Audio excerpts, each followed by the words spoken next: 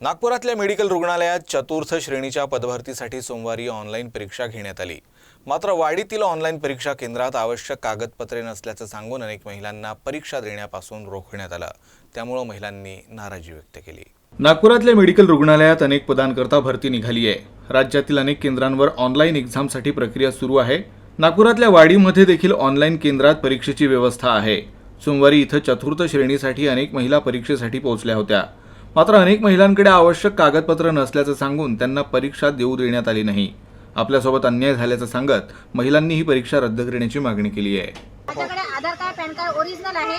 मला त्यांनी आतमध्ये गेलं, माझ्या हॉल सीटवर त्यांनी स्टॅम्प दिलेला आहे, पॅन कार्डवर स्टॅम्प दिलेला आहे, मला सीटवर बसू दिलं।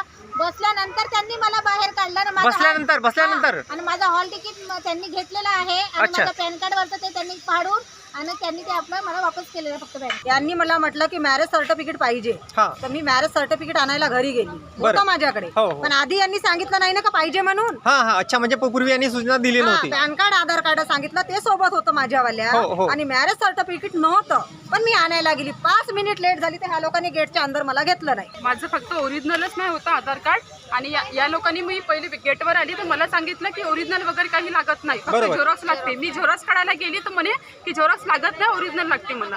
अच्छा, त्याच्यासाठी मला वापस ऐन वेळेवर सांगितलं ऐन वेळेवर सांगितलं, ज्यावेळेस माझा नंबर लागला होता त्यावेळेस।